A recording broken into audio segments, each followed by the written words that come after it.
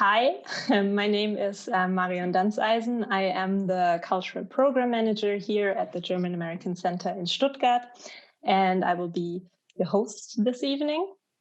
Today's event, Americans Among Us, Friends and Neighbors, is actually the first part of a two-part program focusing on US American presence here in Stuttgart. And the second part is actually going to take place in October. And we hope to be able to actually invite you all to the Stadtpalais for a in-person event. So let's hope that's going to happen. As many of you may already know, we are celebrating 75 years of the Speech of Hope here in Stuttgart, and also 75 years of our institute and the former America House. And in this context, and as part of this celebration, we are hosting a bunch of events. And so today's discussion is going to be a part of that. We have talked to you about the Speech of Hope in detail a couple of weeks ago.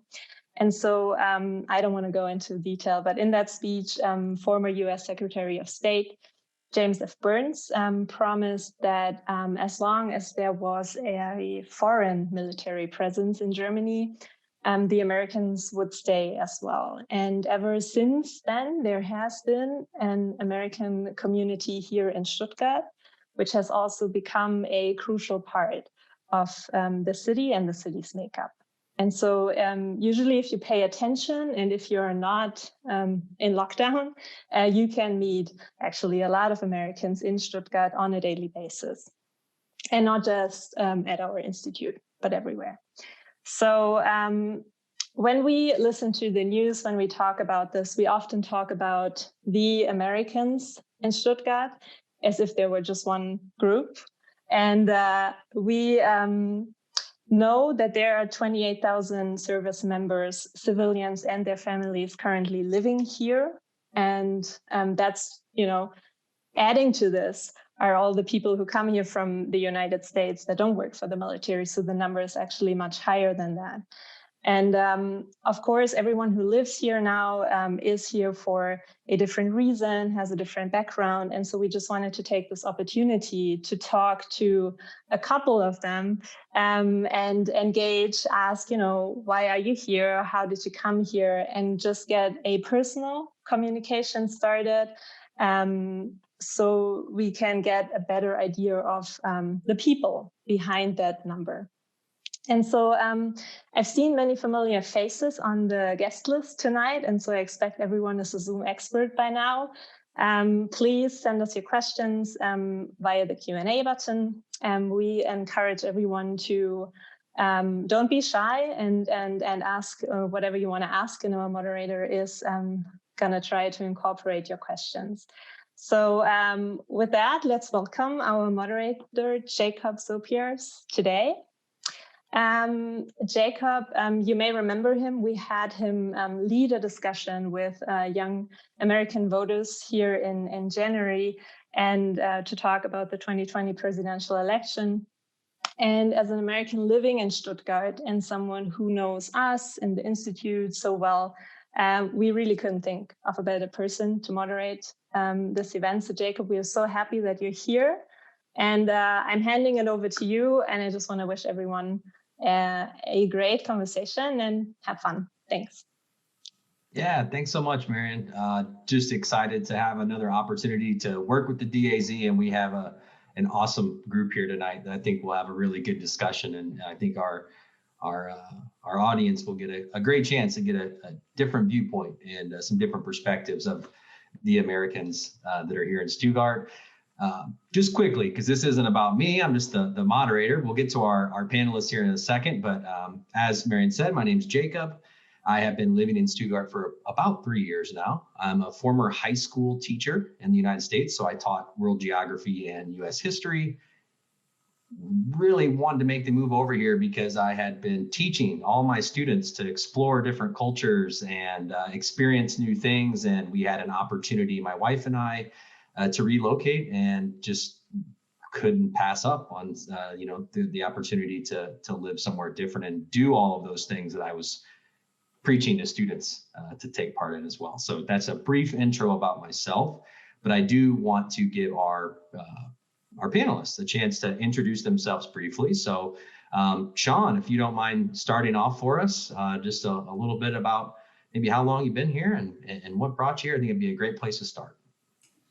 Okay, great, thanks. Yeah, good evening. My name is Sean Schultz. The T is for Theodore. I'm originally from the western suburbs of Chicago, Illinois. I've spent about 31 years here in Germany in total. About 11 years of that were as an Army officer on active duty, and the rest has been as a civilian employee of 11 years as an Army officer on active duty, and about the rest has been civilian employee of the United States Army, both here in Heidelberg and here in Stuttgart. I've got a bachelor's degree in German and a master's degree in West European Studies. Much of my professional life, both in uniform and as a civilian, has been involved with German-American relations. I spent about 2 years as the U.S. Army liaison at the German Army Aviation School, and for about 17 years now, I've been working in support of German-American relations and partnership here in Ländle.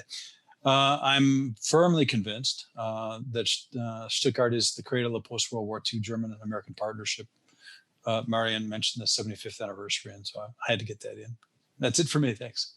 Yeah, thanks a lot, Sean. Thanks for joining us tonight. So we'll go to Samantha next. Hello, everyone. My name is Samantha Dangerfield.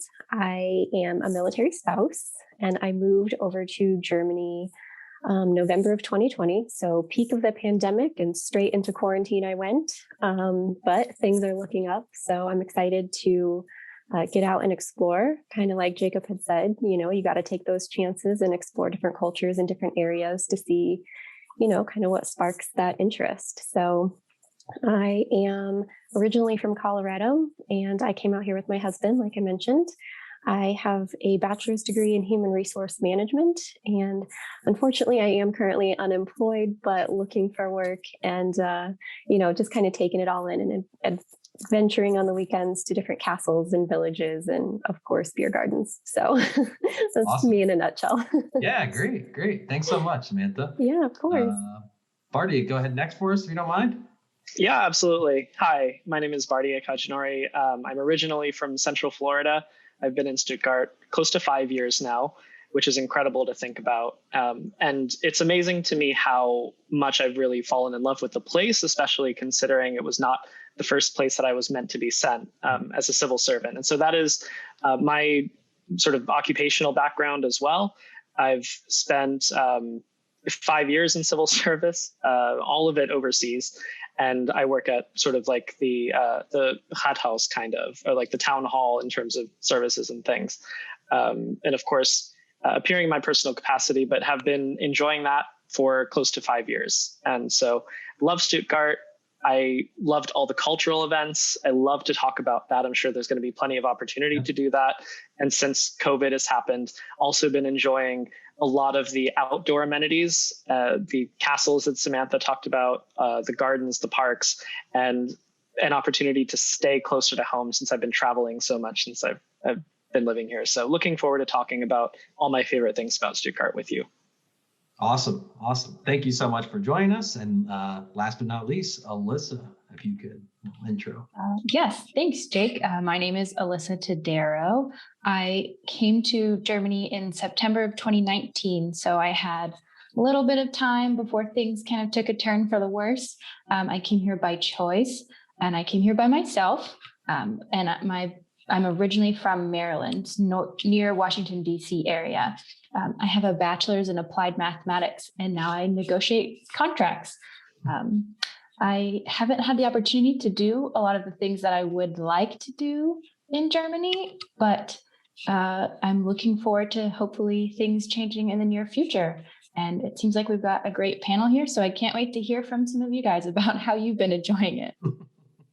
Thanks so much. And as our audience can see, we have an awesome group, a lot of different experiences I think that we'll be able to jump into and discuss the different experiences, not only, but then what's been sort of happening in this past year and a half that we've all been going through as well.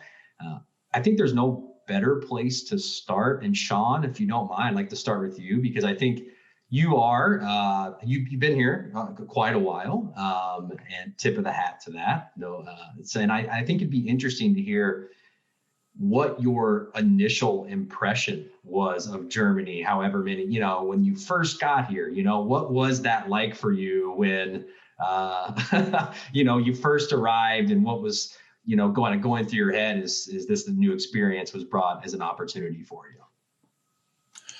Yeah, thanks. Good question. I actually arrived here as a second lieutenant, United States Army aviator, in December of 1982. I arrived straight into the Christmas season.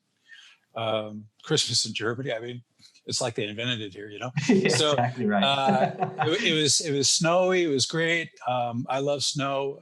I was in a small German village, and life was good. I had a sponsor at that time.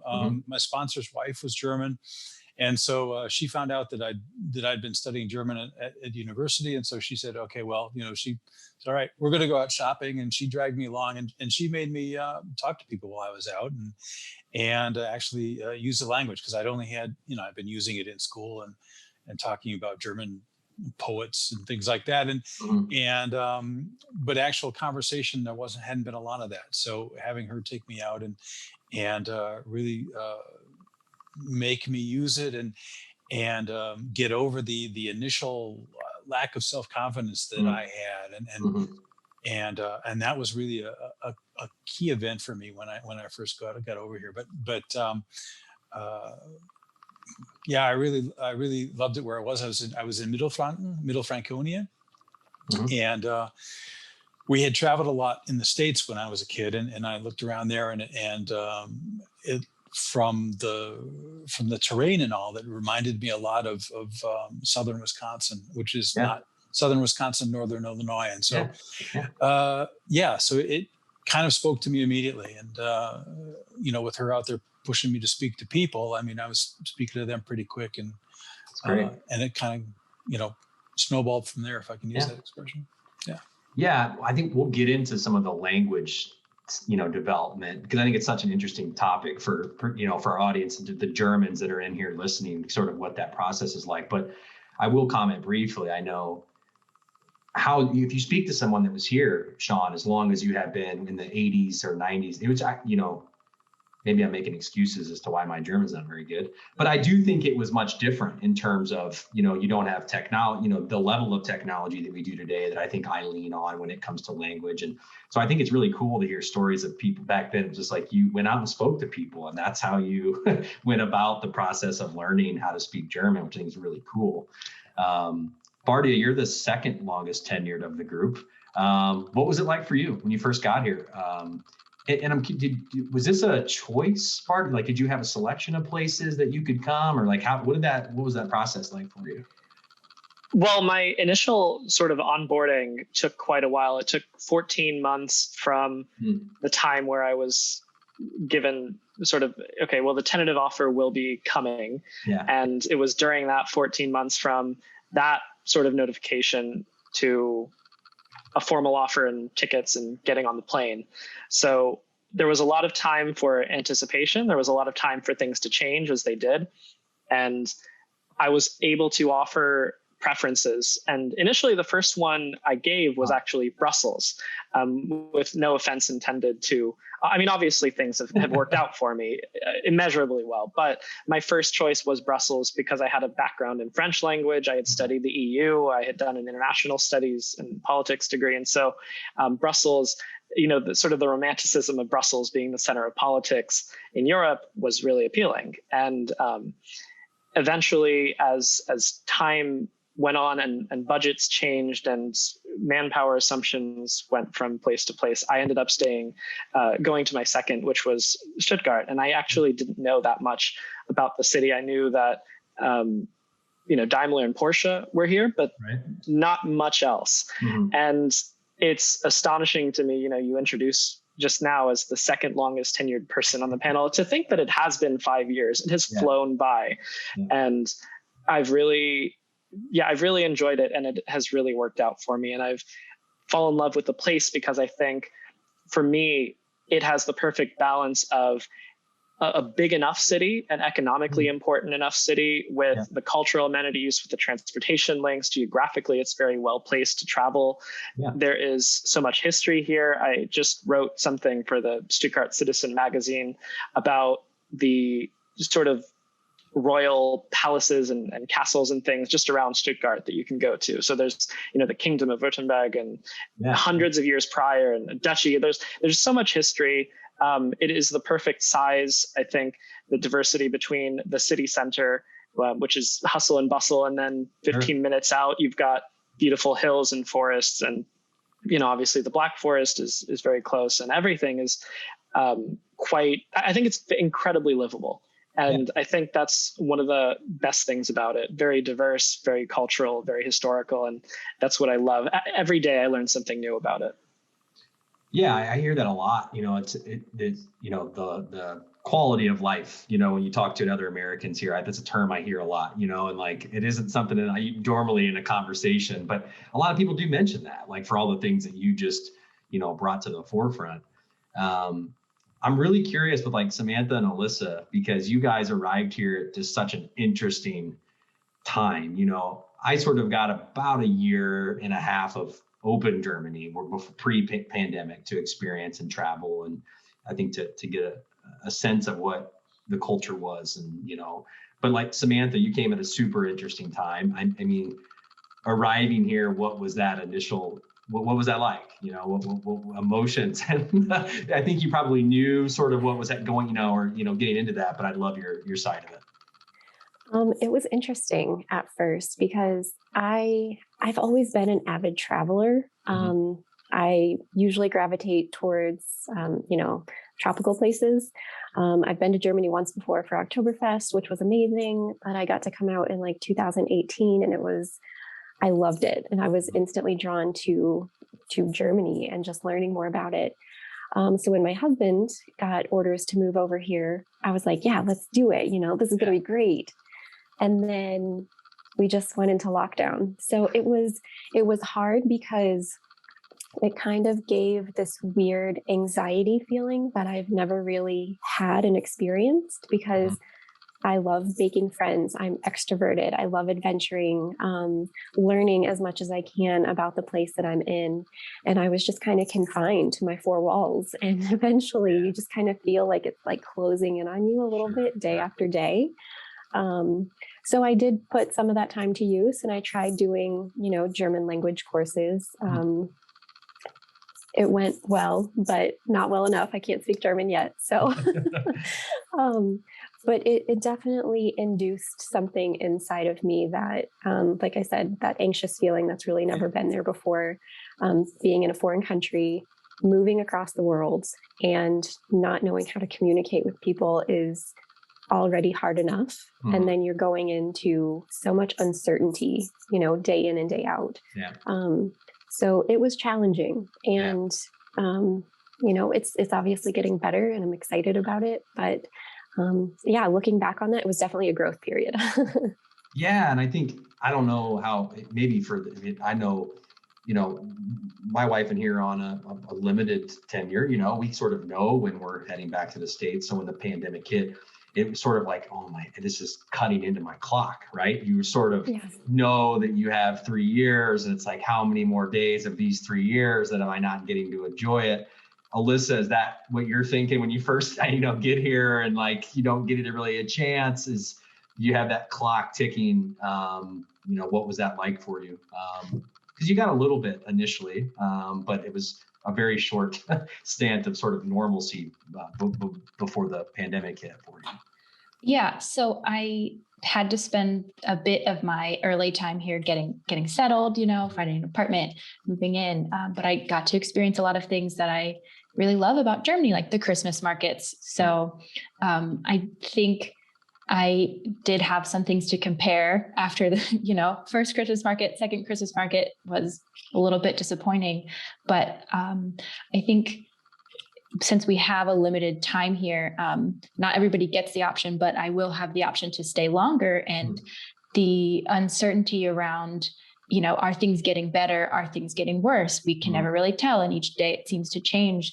So trying to decide, do I stay here again and maybe spend another year alone in my apartment, or do I go home? Right. It's definitely really complicated. And I think as someone who's here solo, there are broader implications for my experience here, because solo travel is based often a lot around meeting other people while you're traveling, staying in a hostel, in a 6-bed dorm with strangers. Sure. And a lot of that looks really different now than it did when I first moved here. Yeah. So it's an interesting future to try and plan for. And it's hard because you don't really know where your place is going to be in that anymore. Sure. Yeah, I mean, I think that particularly for someone like you, if you are here solo, that experience is much different now than it was just a few years ago. Okay, so I think I have a good gauge of sort of what the initial reaction was. I'm going to try to not use the word pandemic again. The rest of the conversation will sort of transfer a little bit out of that. I think all of us probably would like a little break. But I think the thing that was top of mind when we got this group together, for me, was the language. That's something that sticks out to me. And I will be honest with everyone that's listening, I still have anxiety around my language development. And that's something I think Germans do know potentially, but I think it is important for me just to admit that it is something that is, it's a lot of anxiety and sort of pressure that I put myself on a day-to-day basis. But Sean, you've been here a while. I think you're probably pretty, I don't want to presume that you're fluent in German, but I would love to hear, you talked a little bit about how you got to learn it, but do you sense that that's changed in like how Germans react to, the ability to speak English? Or I love I just think it was such a different world, but just a few years back, not even just when I say, when you say 10 years ago, it was much different. I'd love your thoughts on that in terms of what English speakers and their relationship with German, sort of how you viewed that since you've been here. Yeah.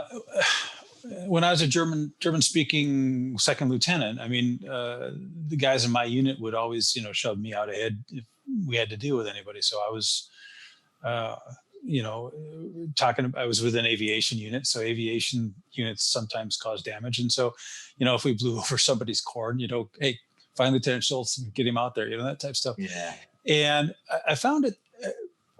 I was here from 82 to 86, and then we came back again in 94. And I found a difference between those two times. When I was here in 82 to 86, there were, my experience was there were fewer Americans who spoke German. You would get the Head Start classes and things like that. Sure. And there were also, it seemed, fewer Germans who spoke English. And so, the expression that you somehow or another with your hands and feet, you would make yourself understood. And there was a lot of that going on. And I have found that people, my impression both on the German side and the American side has been that on both sides, people have been learning more of each other's languages. I think particularly here in Germany, with the EU and all of that, and the EU trying to find common languages, I think America or English has broken through on that, and I run into a lot more people lately who speak at least some English, and I find Americans, you mentioned technology and things like that. I think you've got software tools and things like that where you can in the evenings learn it on your computer and things like that. And it wasn't always that way. So I see it as progress. I think we're really kind of growing together and more learning each other's languages. Yeah, it's awesome insight. Samantha, you said that you sort of dove into trying to learn, which I've been there. I'm still there, trying to learn every day. I'm just curious, like I talked a little bit about like sort of that, not anxiety, maybe that's not even the right word, but just I want to do really well when I try, and I'm wondering, like, have you felt that way, Samantha, since you've been here and you're trying to learn, and like what that feels like? Maybe I'm just seeking someone to make me feel better about that. Not at all. Yeah. So yeah, I feel that it's funny because my husband he can speak German and another language, and English. So he's got these. I make fun of him all the time because sometimes he'll be speaking one language and then he'll switch into German. And I'm like, hold on, none of that made sense. Like, you're speaking two languages right now. Yeah. Whereas me, if I go to Aldi and I run into somebody and they try to speak to me, I'm like a deer in headlights. And I'm like, my switch hasn't flipped yet. And all I can say is, I'm sorry, my German is not very good. You're right. And that's like my go-to phrase when I just kind of look at them, or they see that I'm like struggling to find words and they're like, English? I'm like, yes, I'm so sorry. I'm so sorry. But yeah, it is really hard because you don't want to be the rude American that just walks in and says, oh, spoken to English. I at least want to try. Even if I do butcher it a little bit, I'm always like, I'm so sorry. I'm so sorry. But most people are very responsive to at least the dabbling and the effort that I'm showing, which has been really great.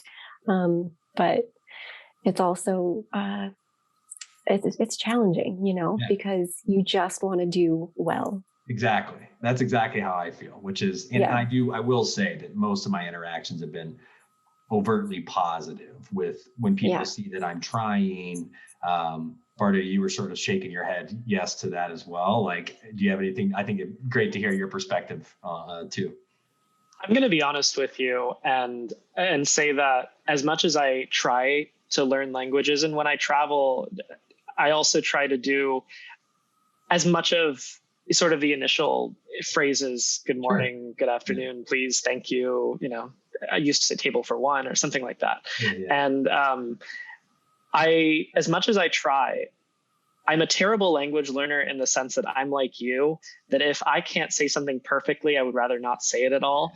And that is the bane of every sort of language learner's experience, I think, because you want to go out there and you want to practice. And I think at the end of the day, and this is as much a pep talk to myself as it is just sharing an observation with everyone else, but concerning yourself, obviously, if you can speak grammatically perfectly, that's even better. But at the end of the day, the point of language and communication is to be understood. And if you miss an article here or there, or you use a slightly grammatically, a different tense that you perhaps should be, but people can pick it up out of context, or well, in context, they can pick up what you're intending to say. And I think people really, we don't give enough credit to just how much people appreciate people trying.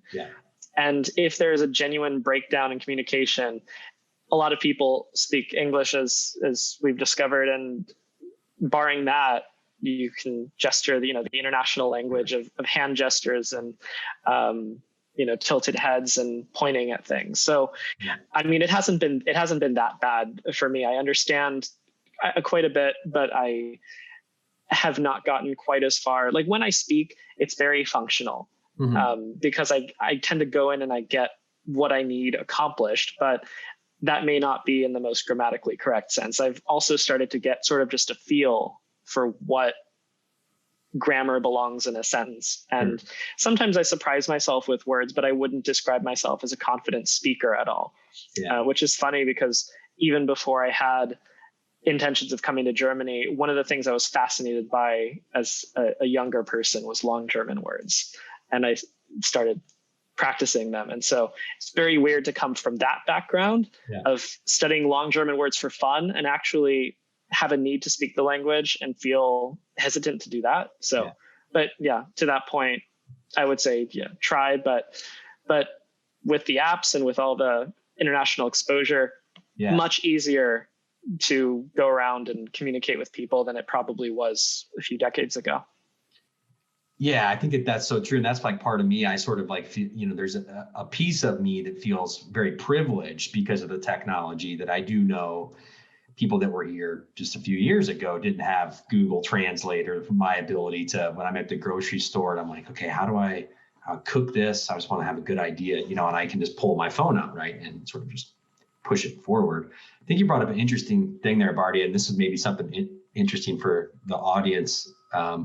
When I told students that I taught high school seniors, and I told them I was moving to Germany. It was in the summer, but I had students that I was in touch with. I coached football in the States, and there's such a lack, there's like a perception of, you don't speak German. How would you ever be able to get around, and those are smart high school seniors. It's just, but they just don't really, I think, understand how English has become. I was on a sales call the other day, and we were on a German company, and the gentleman said, English is like Visa. It's accepted everywhere, MasterCard. It's accepted. And I was like, yeah, it's actually a good point. But there's surprising to hear, like you said, how many people don't quite realize that you can work your way around and function in a way that sometimes is uncomfortable. But I like that, me personally, I like that challenge. That's what part of makes living here fun. Yeah, Barty, go ahead. I just wanted to say, to your point, people amazed at how you could move to Germany and not speak German. I think, especially Alyssa had mentioned solo travel. And I think I just wanted to add that there's a certain degree of becoming comfortable in discomfort and putting yourself out there. And I think you may be able to relate to that a bit, Jake, just in terms of, how would you go there? Well, you make it, it's an opportunity, and you go and make it work. And it's the same as you go anywhere else. So. Yeah. Alyssa, go ahead. I was just going to say, there's also, this might be an experience that you guys can relate to, is you start a conversation with somebody and then it's not going well. And then you ask them if they speak English, and they say, no, that they don't really speak English, but then they answer your question. And in fact, they speak very, very good English. I love it. I think so. The confidence, I'm sure, kind of goes both ways, where maybe we're not confident in their German and they don't always feel confident in their English. Yeah, I love it. I saw something on Twitter, funny enough, the other day that was, it was exactly that. It was someone reenacting. If you ask someone in Germany if they speak English, and they say, a little bit, and then they describe to perfect detail and great English how to get to this direction. They're like, down the street, 3 blocks, and they, but it's such a, like you said, at that confidence level, right? And I think the same thing that I feel, or all of us feel, when we speak German, there's that same thing when, a German speaking English, to ensure that they, have, feel good about that. Sean, you had a point that you wanted to add. Yeah, actually, as I was typing, you kind of covered it a little bit. It's as we're talking to Germans or other Europeans, because from Stuttgart, you can drive 2 hours and you can be confronted with at least three different languages. So as we talk to them in English, or they say, no, stick with German because, my English is so bad. I think in many cases, they're dealing with the same anxieties, the language anxieties, the same lack of self-confidence that we may be having. And so I think an important part of just getting to know people and working with them and speaking to them is just to work through that own lack of self-confidence, and to realize other people are, much like we are in terms of perhaps what some of their basic anxieties and things like that are. And Barty had mentioned grammar, and grammar is important. I mean, if you completely slaughter the grammar, it's going to be difficult.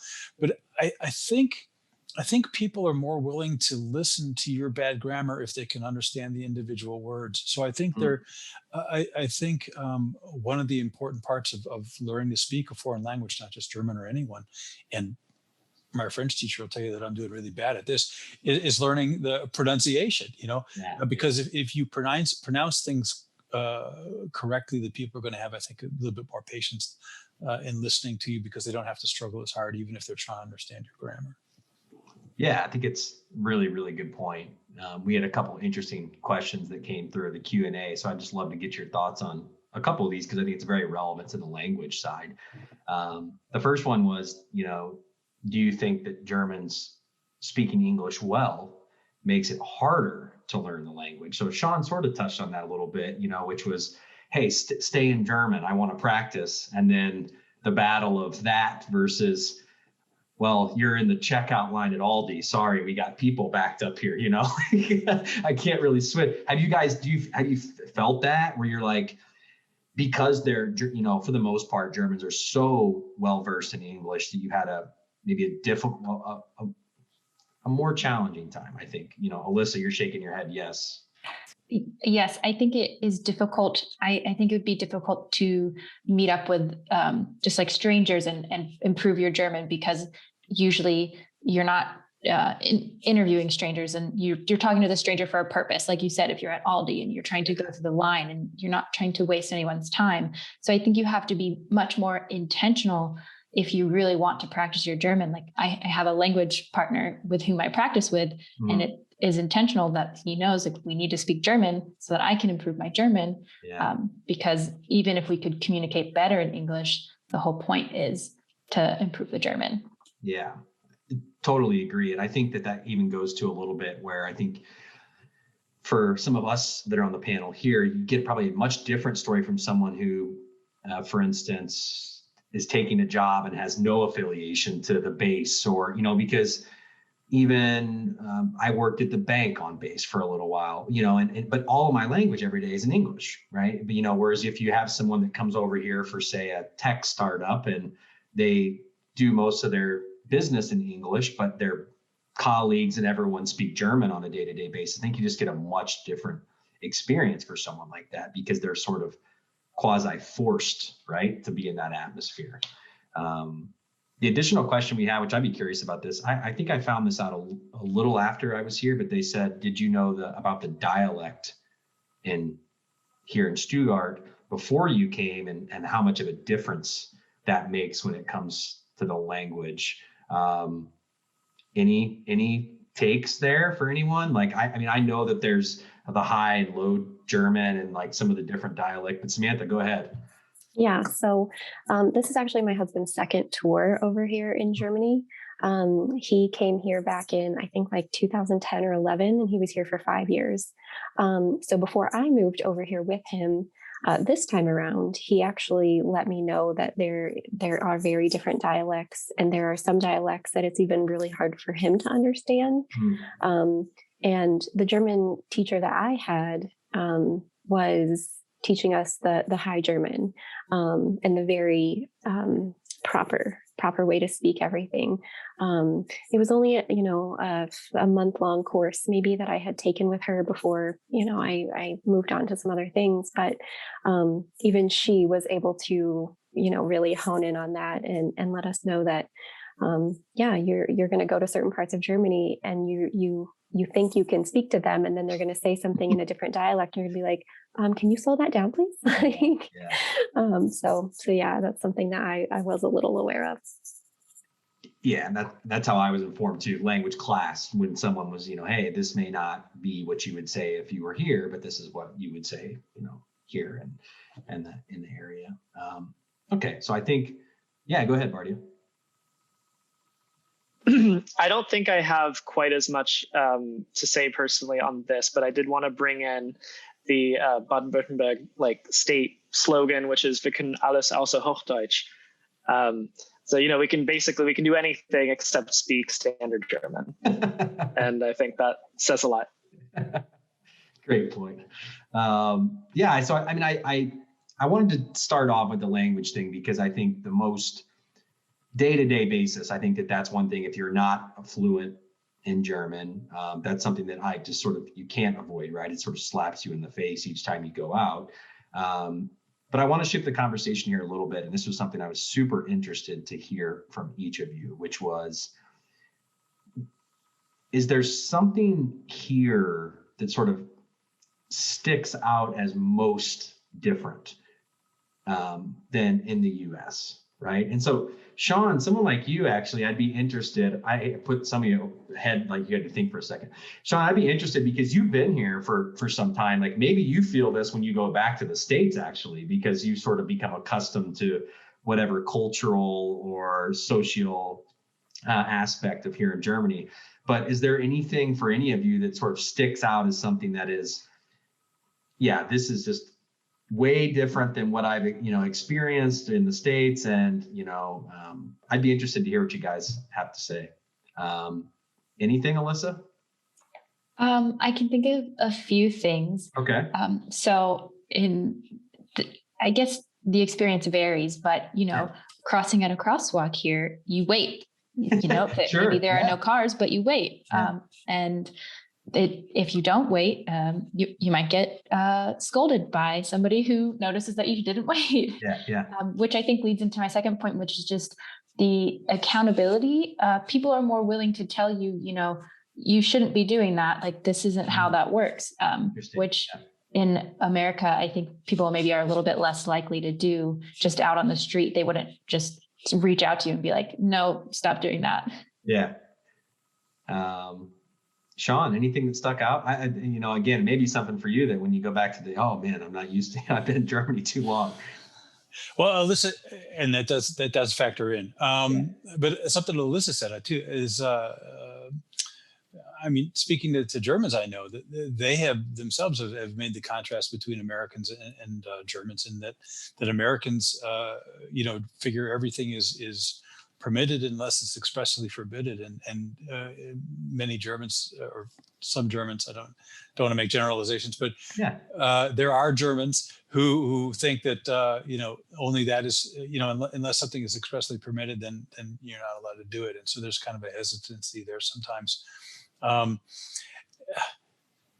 It's having been here so long, it is kind of difficult for me to make that contrast, because I haven't been confronted with it as often, or maybe I've grown used to Germany more than anything else. I am impressed by the level of German volunteerism, and I know that we have a lot of volunteerism in the States, but it's different. You'll see people in the States volunteering a lot for kids, like soccer clubs or things like that. Sure. And here, which is important for the community. Those are important community things.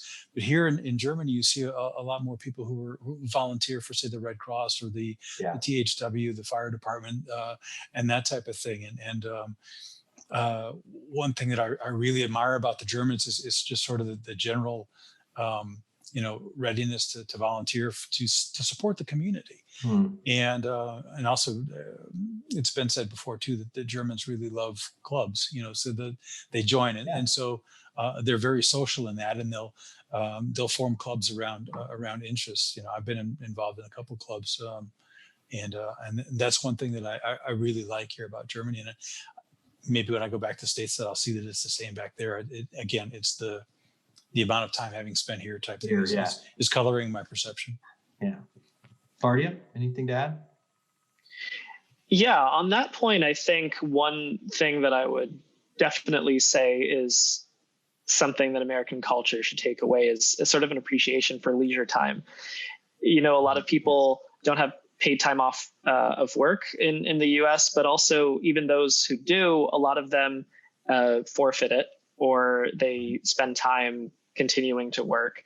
And when you have an appreciation for leisure time, like Sean said, when you have the ability to occupy your leisure time productively and feel like you're giving back and have a respect for the communal, the communal benefits of what you're doing, the health benefits, going out. I've never seen, go on the S-Bahn on a weekend on a nice day and you don't even have any space because so many people are taking their mountain bikes out for a ride. I think additionally, I would say on the topic of leisure time, and it's not just vacation, but even sort of like Feierabend, or when you're spending time outside of, sorry, let me rephrase.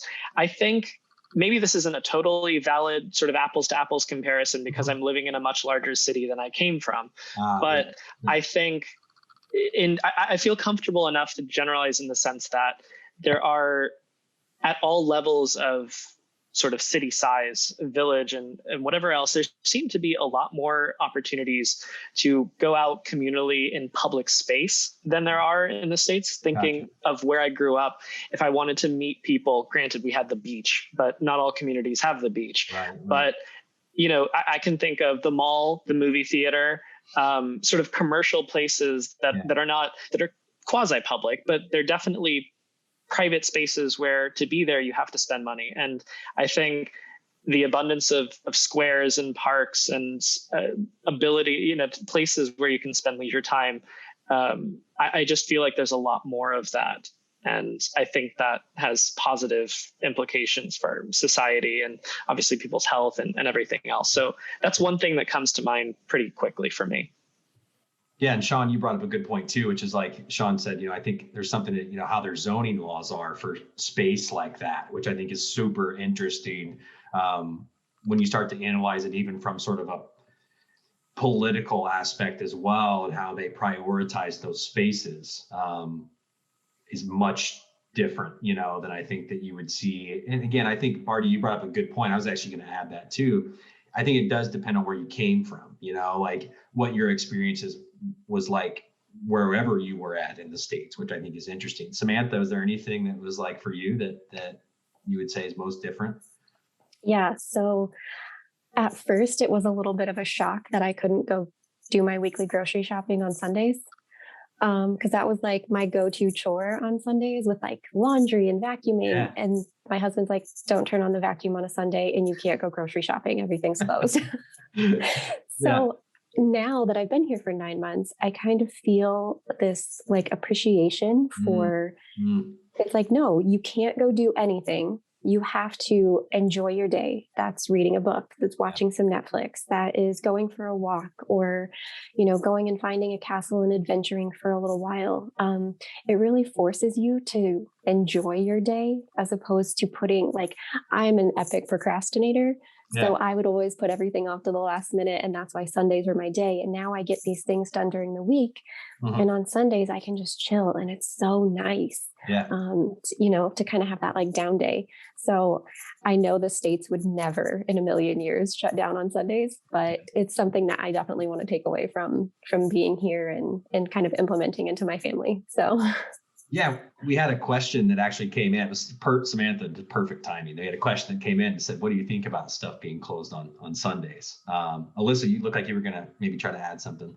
Yeah, I would say another thing that kind of ties in Samantha's answer to Bardia's answer on Sundays is the value of leisure time. And in America, things probably will never, ever close on a Sunday. But here, for most intents and purposes, there are, of course, a few places that are still open on Sundays and some restaurants, but more people have at least one day off a week if they get Sundays off.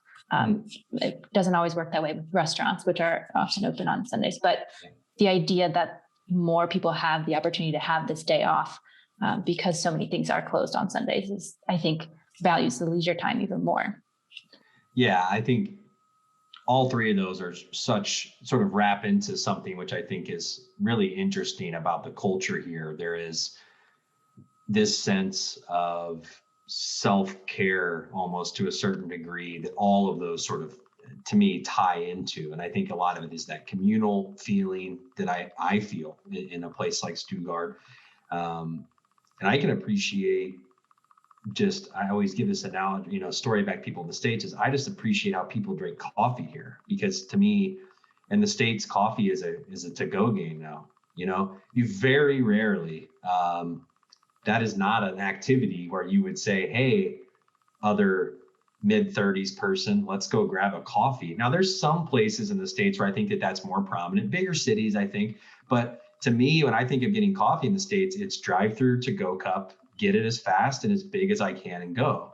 And here I love, and I've learned to appreciate the 4 o'clock coffee with friends. And it's like this, it's a period of bonding. It's a period of conversation. It's sort of like prepping to figure out what's going to go on that night. I just think that there's a really cool aspect that sort of ties all three of what you said together. And I think it would be interesting to get your feeling. Have you guys felt that sort of sense of community to a certain degree? And again, I want to keep preferencing this. I do believe it depends on where you came from, right? Stuttgart maybe not that big of a difference from someone from a really big city, and they may actually view it as small. But what has your experience been like with that? Marty, you said you're in a lot of different activities and things that you're doing, like, are you seeing that sense of community? And Sean even brought this up a little bit earlier with the volunteering and sort of being a part of those groups. But Barty, I know that you've done a lot of things outside of, your day to day. And I'd love to get your opinion on that. I think, notwithstanding my personal experiences with groups, but I'll take sort of the preface of the question or the premise of the question as far as, is there more of a communal sense? I think there is. And I think that is, I don't want to say like sort of chicken or the egg, but I think it also ties in with the idea that there are more communal spaces Gotcha. that you learn to take care of them. There's a sense of communal responsibility that in a lot of cases, from compared to any sort of more individualistic society, any country around the world. I think that premise, I would accept that. I think there is a more communal, Yeah, I think it's this is not the forum for that. But the point I will make, I'll just say quickly, which is you sort of see that in every facet of life. Even, this is the political guy in me, but the approach into politics in Germany is much different, and it's much more of a collective nature versus the United States, which was in its founding very sort of individual liberties and ability to control your own destiny. Those sort of things. It's very different in the philosophical approach and to how those things go together. So I think it's a good thing. I think I would agree with that. Sean, is that something, you mentioned some of the clubs and some of the activities that you've seen as sort of as a part of the day-to-day life, but what has your experience been from like a communal standpoint? You've been here, have you developed friends that, where now you've known that for many years and have sort of integrated into more of a German way of life to a certain degree? I'd love to hear your take there. Yeah, I have. What I've noticed is that Germans develop much deeper friendships. And so if you and a German are friends, that you need to understand that you're friends. I mean, that is a meaningful, lasting relationship. And so I have German friends.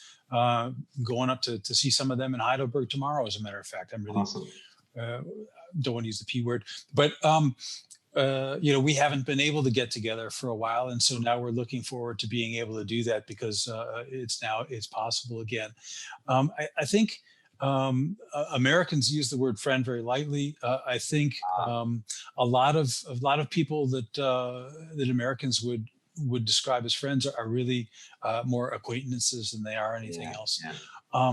And I think that's something that Americans need to understand, is that really the Germans do value their friendships very well, and it may go back to the communal things that you all are that Bardia mentioned earlier, and the other things that the sense of hanging together as a community and having close friends within that, beyond your family, then you have the close friends. And so that's important. And I think Americans need to recognize that. And it may be, if we can learn something from Germans, maybe one of the things that we could learn from Germans is to take a closer look at what we really value in a friendship and what we're willing to put into it. I think that's such a good call out, because I've heard sometimes, the perception is that Germans can be a bit cold. And I think I look at that, Sean, more in your lens, what you brought up, which is, there's a development of a relationship that you have with somebody, and it's not, you're right, it's acquaintance versus a friends. And I think that's an important distinction for people to understand. Alyssa, you've here solo. I mean, I know, because I know you, but you've had a chance to try to branch out and meet new people. Like, what has that experience been like to try to get to meet new people and sort of integrate into different groups? And I think it'd be cool to hear what your experience has been like. I think it can be difficult to integrate into newer groups because, as Sean was saying, friendship is very deep here, and I think that also does tie back into the language a bit in a lot of ways, because Germans have a lot of different languages or words for how to refer to somebody, and they'll often call somebody their colleague or this is my teammate, and like there are all of these different ways that they can refer to somebody without having to say this is my friend. So I think that they do take friendship very seriously, and so it already as an adult making friendship or making new friends can be difficult. And so in a culture where friendship runs so deep, it can be hard to sort of integrate yourself into a group that might already be very well established because they're such good friends and their friendships last a lifetime. So they've been friends for so long that being the new person can be a little bit difficult. Yeah.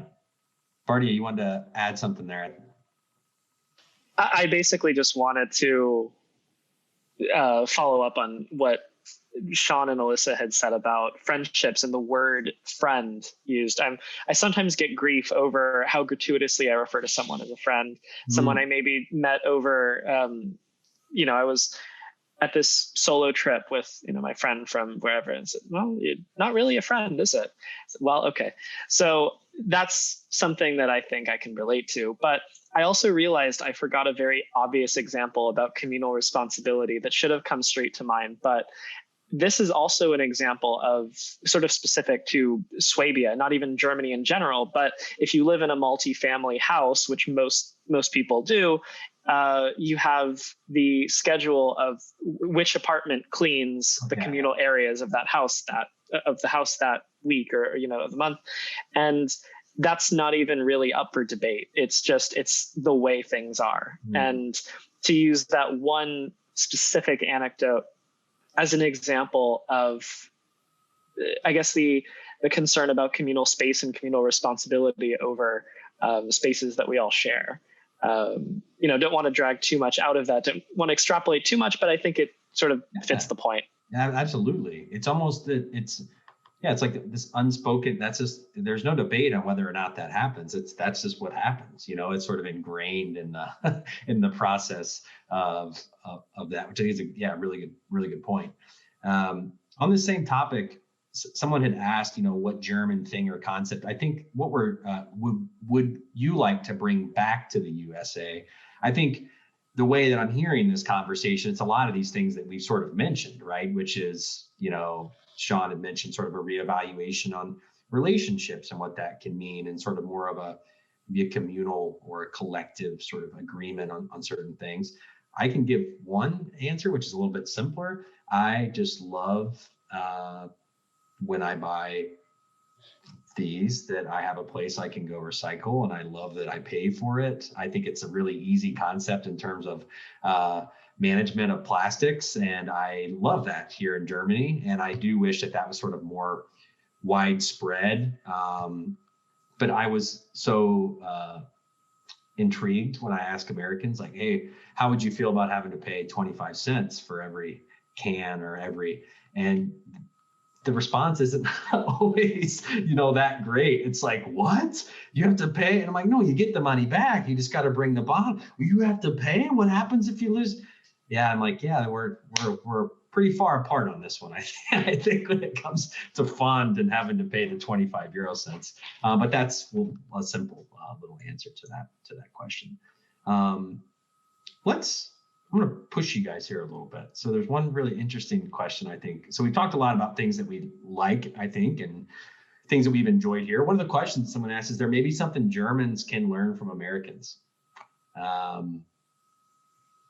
Anything top of mind? I think I have potentially one, but I'll save mine. But is there anything that you think that, there's things in America that I like this, or that would be of good use for Germans? I have a silly one if no one has one. I have one that might also be considered a little silly, and and I think it really comes from the background of like where I grew up in a small rural area, but it's interesting to me that when you see somebody else and you're passing them on the street, they're not going to smile at you, which they don't have to smile at you, but it's just like such a different shock and like an experience to be like, everybody's having a terrible day here and nobody's enjoying themselves. It's just a different experience. It's like very silly and not important at all, but just something that I noticed that doesn't happen here. Yeah. I think that's interesting because that kind of goes back to that point that Sean had brought up, which is like, acquaintance versus friends. That was an adjustment I had to make, sort of, was this interaction with like the server, which is very different than it is in the States. I'm sure you guys would say, and the server, it's almost to the point where like you sort of, it's a certain level of, it almost is like, this isn't genuine, that this girl is so interested in what I want to order and what, it's just very different. Very different from that standpoint. Anything else that you'd say would, mine was just right on red. I just think that's just such a win concept. And I'm like, every time I get stuck trying to go right on red, I'm like, man, I really love that. Sean, anything to add there? Yeah, they're actually, they had right on red in the DDR. And so you will see at some places here in Germany, there is a little green sign up on the pole that tells you can turn right on red. But it's not really easy to see, and it's not, you don't find it very often. So that's kind of interesting. I would agree there too. Going back to something to Alyssa said though, about greeting people on the street, I do that every now and then, and my wife will like, what are you doing? I'm an American, But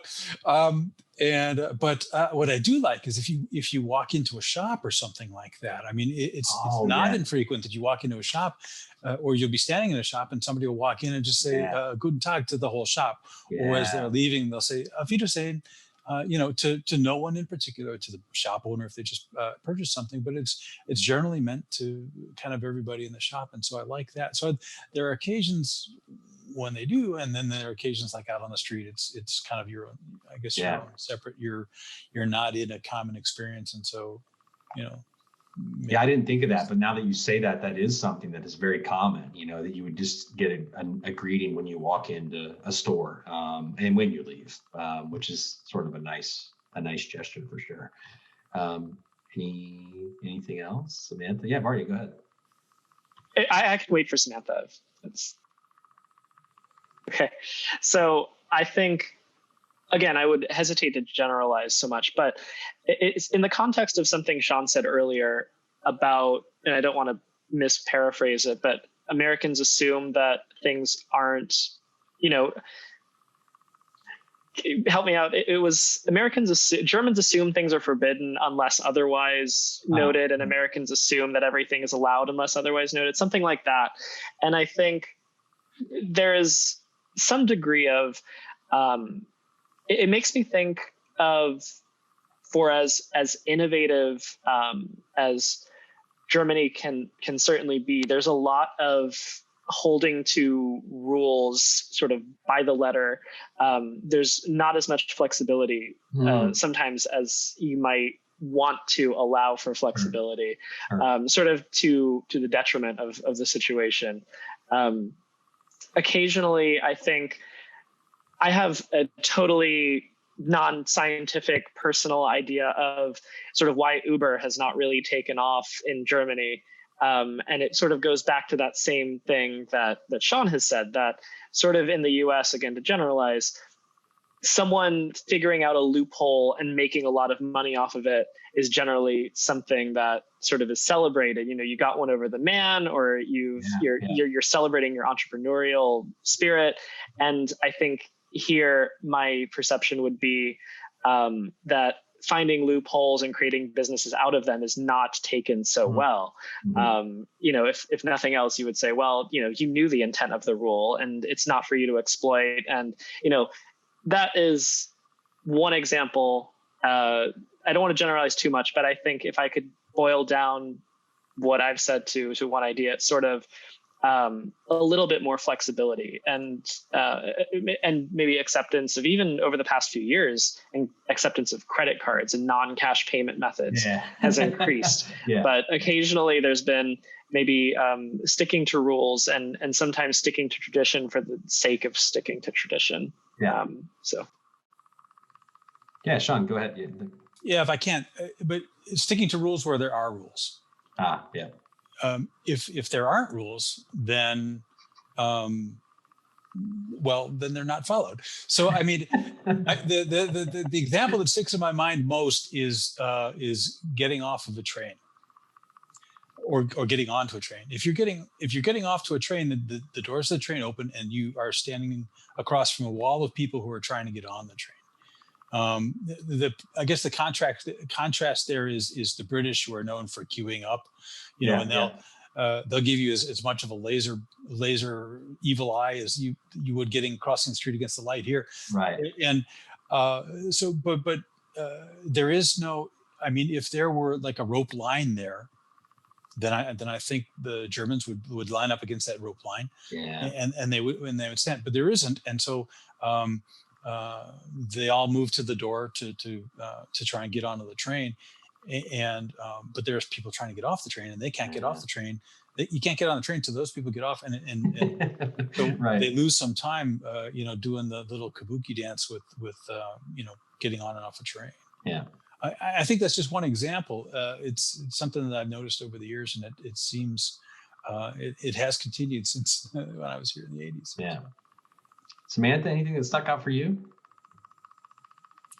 So I live like 25-ish minutes outside of Stuttgart in a very small village. And we have a bunch of trails that go kind of behind our house and through the woods and, wherever.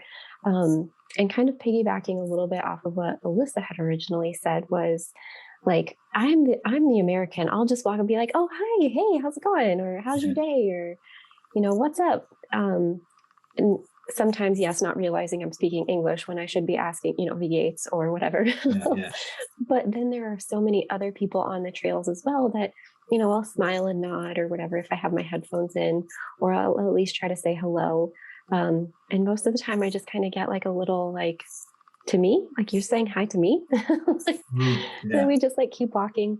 But at the same time, being from a smaller town, I do feel like there is a little bit more participation from strangers, even though, I mean, I'm sure my hello in German sounds very American. So they probably can pick me out of a crowd.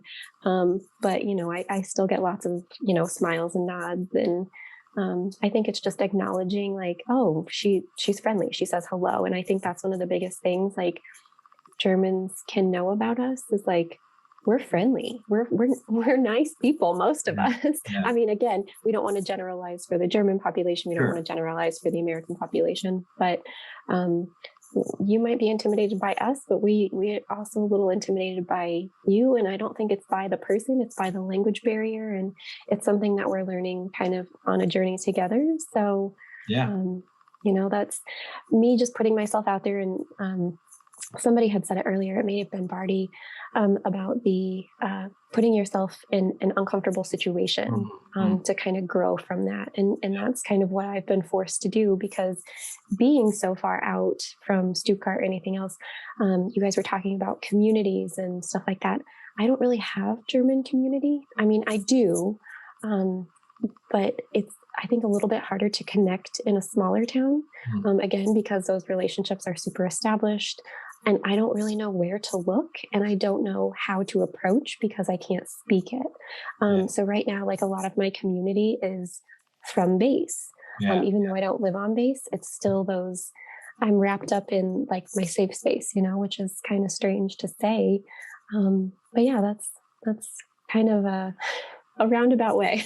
No, I think that those are all really good points, because I think that does speak to where you're at, like where you live. I've several people that I've met that, Samantha, live in a smaller, town like you're doing, and you do hear a different experience for those people versus someone that lives in, Stuttgart West, right, or downtown. Like, that's a much different experience on a day-to-day basis. So I think, it's really interesting to hear. I have one, so as long as it's okay with you guys, we have one question. I think it's a little more conversational, and then we have a few, I think, that are a little lighthearted, and we can just kind of we'll sort of knock those out quickly. But I do think that this is an interesting question, and the question is, can you see the U.S. and U.S. culture like we're all sort of viewing the U.S. from the outside looking in now, right? You know, when you're in the United States, you're there, and so you don't even really have an opportunity. You're just sort of going about, and you digest the day-to-day life as someone that's from inside of the States. Has that changed? I mean, without, again, I think, just sort of in generalization, are there things that you look at differently now that you've been able to sort of take a step back and look at the US and say, oh, okay, maybe I have developed a different perspective or a different viewpoint on something? I would be curious to hear. Barty, you're shaking your head. Yes, go ahead. Yeah, it's great.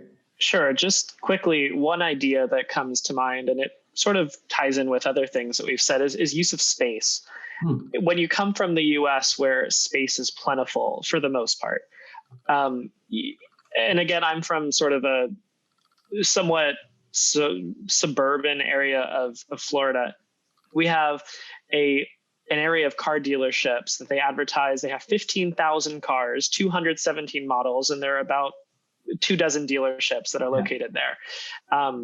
And my mind goes from that to the idea that every single just about restaurant I go to in the city center of Stuttgart, the bathroom is on a different level of, as the dining room, or, the way they stack things on top of each other, because you have such limited space. And this is sort of the default concept of how we use it, that when you have less, you take care of it, or, you're more judicious about how you use it. And that can go from zoning laws or the way you think about space to thinking about that communal responsibility. And when I go back to the first time I went back to the US, I went to the local mall, and one of the things that struck me most that I wouldn't have expected is the idea that you were just going to toss all your trash, whether it's paper, plastic, food waste, styrofoam, all into one giant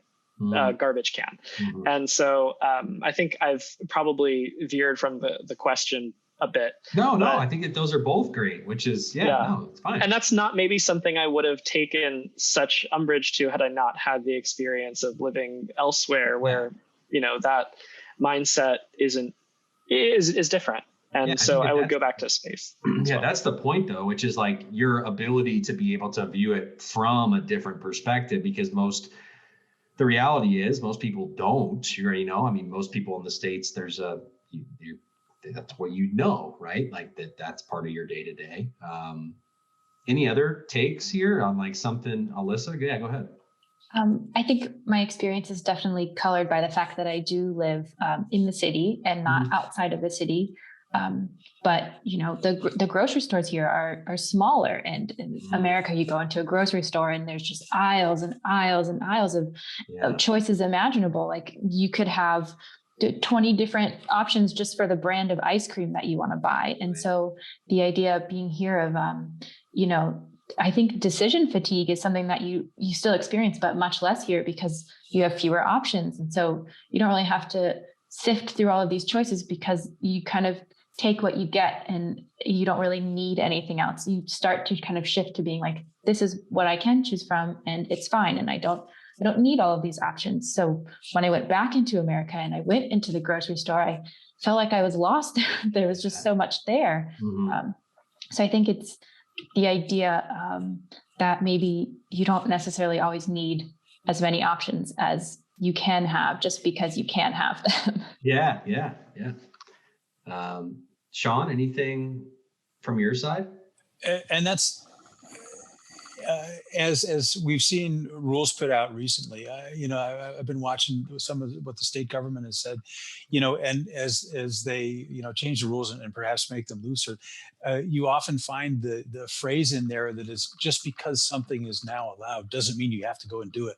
You should still be prudent about what you're doing and things like that. And I agree with Alyssa. I think a few years ago I went back to the States and we stopped into a Wegmans and I thought I'd go to heaven, because it was just a great, immense choice of what you could do and what you could look at and stuff. And so, I mean, you could browse the grocery store, which is, here I know we plan our meals better. And I think the Germans in general do, because they don't, go to the grocery store or something like that and buy for 3 weeks, or, well, if we don't eat it, we'll just put it in the freezer type thing or something like that. I think there's a lot more planning in there. And I think it's not an intentional minimalism, but I think that a number of Americans, if they came over here and they looked at the Germans and their particularly food shopping, I mean, they would look at it as sort of a minimalism type thing. But I think there's a lot of benefits to that. I think they're more conscious about, what they're cooking, what they're eating. When they choose to go out to a restaurant, the restaurants that they choose to go to when they go. Of course, some of that is, we're talking about community again too. Some of that is community run, where you go where you are perhaps more than acquaintance with the owner or something like that, or he's going to make something special for you because he knows that's the way that you like it or something like that. So yeah, that's all kinds of that thing. Oh, we lost Samantha. So I think I couldn't agree more. The two things that came to mind here were bigger is not always better. Sean, you said Chicago. I'm from Southern Illinois. So a rural town, very similar landscapes. If you're in the right part of Germany, it looks similar. But everything is just about big and boom, and it's like almost slaps you in the face, whether it's like the big truck or the big garage or the big house, and so me seeing, I think, a combination, Barty, of what you were saying too, which is like simplicity in the space is something I've really appreciate. And like that air, that wasn't a big adjustment for me, is like that bigger isn't always better perception. And I think to the other point, which was the shopping to me is much more, Alyssa, you made a comment like living more intentionally in your decision making. Some people in the States do not understand that, like, I go to the grocery store sometimes every day to get my dinner that night. My wife and I have a discussion and we go and buy dinner, but it's such a different experience in the state. And I've been there. I've had that the last time I was in a Walmart, I felt like I was just in an emotional overload. I was like this 2 whole aisles of chips. It's just crazy. I wanted to hear your guys' thoughts on this, because I don't know if it's has to do with my, an actual, like a biological response. I don't know. I feel like my ears pick up English from miles away. And so last time I was back in the States, when I went to dinner, I felt like I don't know if that it actually has just been always loud when I go out to eat at dinner, but it was about as loud as I could remember, like sitting in a place.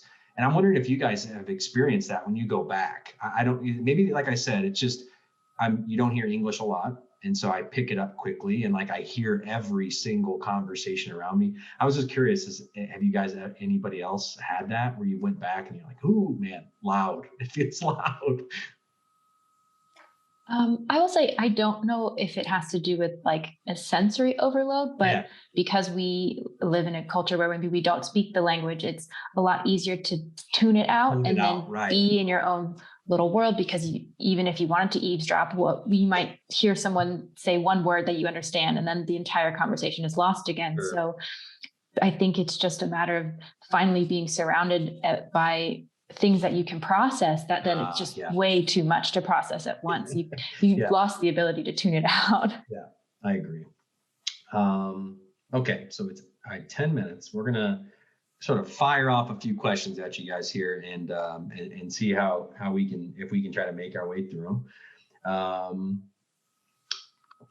First one, I think this is interesting. Again, I think to get everyone's perspective here, as long as we sort of keep it concise, because I do think this is really, really intriguing, which is, can your family members understand why you're doing this, why you're here in Germany? Is it, have you had overwhelming support, or are you constantly sort of having to explain, hey, no, this is why I like it, like, this is what I enjoy about it. Samantha, what has that been like for you? So upon my husband first getting his orders, our family was, since this is the second time, his family was a little more apprehensive. They're just like, why do you have to go back? And, you're going to spend so much time there.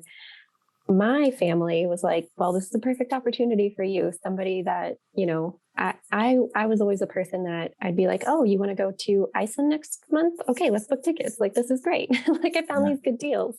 So for my family, they were just like, go have fun, go enjoy the culture. My mom's side of the family is from Germany. So I was kind of able to use that excuse of like, oh, my family roots, like I'm going to go back. And then pandemic happened and everything. But yeah, I kind of feel like we have gotten an immense amount of support from our family and friends.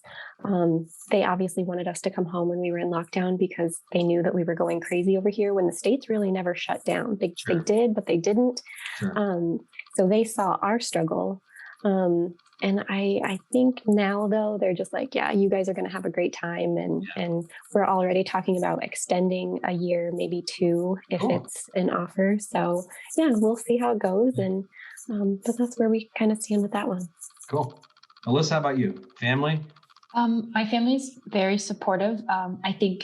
I don't know if it's a unique experience for me, but my grandparents were immigrants. So I kind of grew up, I certainly identify as American, but in like a quasi Italian American household where, I think the ties to other countries are still a bit strong. So the idea that I might leave and go somewhere else was not very unusual for my family. Sure. Okay. Barty, how about you? Kind of on the same plane as Alyssa. There was really no doubt that I would take this opportunity. But given that I'm an only child, I have to send back a lot of pictures of the fun stuff I'm doing to make the sacrifice on my family just a little bit easier. Sean, you've been over here. What's the, what's that like for you in terms of communicating with family as to why you've keep coming back? Well, initially it was tied to the military. Yeah. So being sent over here, by the military, well, that was something that you do. And it was actually one of my goals when I first joined, is that I wanted to be sent overseas. And my brother actually was adopted, and he was born here in Germany. So, and with the last name Schultz, I mean, learning it in high school and then going on in university, it was kind of the thing that I wanted to do. And then I developed skills that work best over here, and so I didn't really see any reason to go back. And I think my family's accepted that, and understand that. I know that in many cases they're kind of envious of me because of that we can go and we can travel around Europe and go to these different places that that sometimes they only see on a National Geographic or travel logs or something like that. And so in that they're a little bit envious, but they also, they're enjoying their life in the United States. And so it's kind of what I do. And I have fun. And, as long as I keep sending postcards, we're good. Yeah. Exactly right. Yeah. I think it's just interesting. It depends on where you're from. As I said, I'm very, very, very rural area of Southern Illinois. And the reality is very, very few people leave where I grew up. It's very, where you live in Trenton, you grow up in Trenton, you marry in Trenton, you have kids in Trenton, it's sort of, so for some people it's very excitement, but it's so, interesting. It's so foreign to them. For them, they just don't quite understand what would drive you, so we do have a little bit of back and forth with my wife's parents, mostly around where we love it. It's just very different from them. Okay. Rapid fire. Sean, you actually had one though, that you thought you had a good response. You said, we had a question was what would you like locals to know about Americans?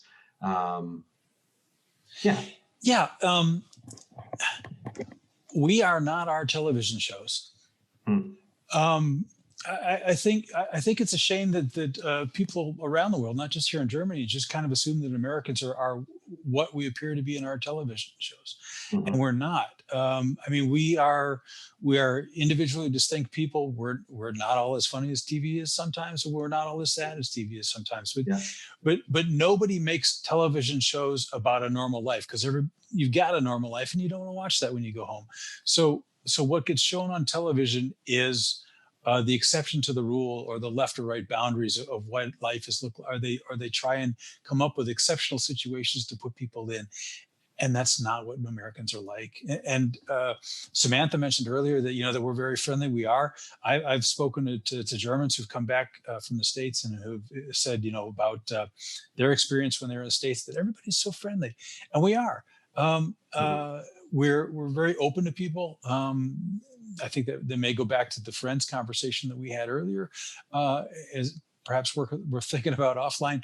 But no, really, people need to get to know Americans and not judge us by what they think we are based on what they're seeing on television. Yeah. I think it's a great call out. It was interesting, again, careful here, but I found it very interesting that with the last election, because that's really how I was being perceived by most people, were the people politically that we're seeing most on television. And that was always something that I think people were like, well, yeah, you're American. That's you, right? Like, and it's like, well, no, there's that may be the group or the people that are the most seen, but that doesn't necessarily reflect us as a whole. I think it's a great answer there, Sean. Okay, rapid fire. Favorite German Schwaben food or drink? And also, do you miss refills? Which I think is just such an awesome question. Anything off the, we can, just sort of throw out what you like here. It's okay. We don't have to go in any particular order. So I love the Schweinehaxe. It's so good. Yeah. And no, I don't miss free refills. The funniest thing though is I always ask for water and I forget that there's a distinguisher. They're like, okay, still or with gas. And I'm like, the bubbles. I just want the bubbles. Yeah. So I like that. Go ahead. It's okay. Yeah, I wouldn't. Schweinehaxen is actually. I love a good Krustenbraten. It's not really particularly Schwäbisch, maybe southern Germany, but Krustenbraten is just to die for it. And that's another thing that I like about Germany, and is like the beer halls or the places where you can go and you sit at tables and beer gardens where you sit at tables with other people who you don't really know, and you're pushed together and you're all eating together, and it's very easy to see how Germans can come into conversation with it, and I think beer gardens in that respect are sort of like the German counterpart to the British pub in terms of conversation. Yeah, absolutely. Yeah. I was going to say, similar to Samantha, I don't miss the free refills, but I do miss the customary glass of water that you will get in America when you sit down in a restaurant. Yeah. Bardia? I miss that too, I will say. At the risk of sounding pandering, I genuinely love Swabian food. Maultaschen, Rouladen, Spätzle is great. Yeah. But I could go on, but I genuinely love it. Yeah, I do too. I think that's been one of those things in the beginning, wasn't quite sure. And then as I've been here longer, I just really, really appreciate like a good night out with German food and like a nice cold beer. Like I've really grown to appreciate that. Someone asked, what do you think of Doner? I'll answer that. I had Doner Box before the event tonight. I eat it constantly. I'm obsessed, so I can't get enough of that. I too had a Doner right before this. It was amazing. I love it. I think every time anyone's come to visit, when I had people come visit, I'm like, first place, they're like, this is it. I'm like, just trust me. I'm like, get the veggies, get the spice. That's all you need in life. Yeah. I have to say there's a decent spectrum there in terms of quality though. And I think in my experience, the places that close relatively early and are not close to clubbing areas, there's like an inverse relationship. How far are you from a club, and how high is the quality? How good the Doner is? Not scientific, not 100% consistent, but I would say there's something there. I love it. we unfortunately didn't get to all of our questions, but I think we got to about 80. We had so many. I'm so happy that the audience, you guys were willing to jump in and throw some stuff at us. But man, an hour and a half goes really fast, and it is. Yeah, go ahead, Sean. Did you have another one? I see here up on the screen, there's a question. What took you the longest to learn in Germany? Okay. And so I think I probably, of the group here, I'm probably best qualified to answer that. I have still not figured out when to do sitzen and duzen, with the formal and the informal, and that trips me up all the time. So I'm always very cautious about that, and people who I would think that and the informal is becoming more and more common, and there's less of a barrier there. But I mean, I've found out before that people have actually been waiting on me to offer the do because I'm older, you know. Older, so yeah. I try to be flattered by that, but you know, it's the rule that I have never really learned. Yeah.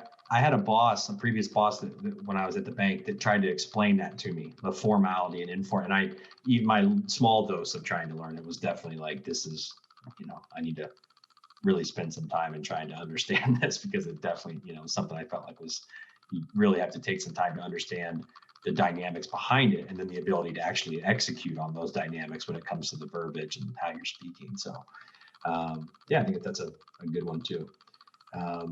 Okay, 8:30, that time has come.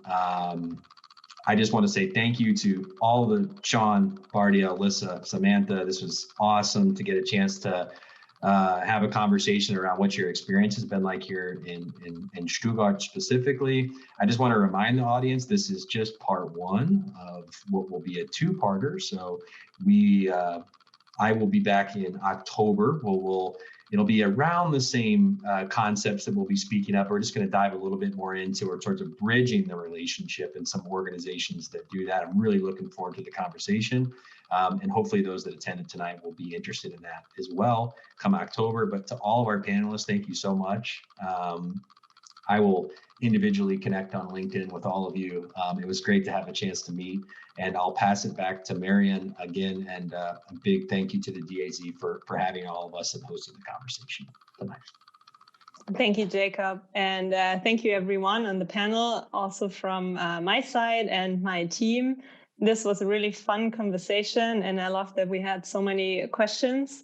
That just shows that there's a big interest in this topic. And as Jacob said, you know, the time just flies by. We could talk here forever, but thank you for being here, Jacob. Thanks again for taking the time and moderating this. And also I need to thank Max, my colleague, who's behind the scenes helping us as always. So thanks to you. Just two more things I briefly want to mention. We have two more events coming up next week.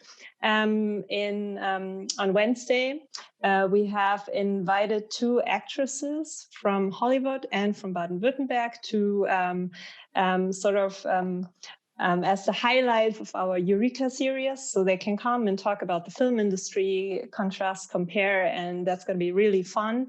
And on Thursday, we will offer another America Explained special called The Divided States of America, an analysis of the political development in the US. And you can sign up as per usual for all of the events online on our website. And yeah, so please join us next week. And yeah, that's all for tonight. Thanks, everyone. And see you soon. Bye.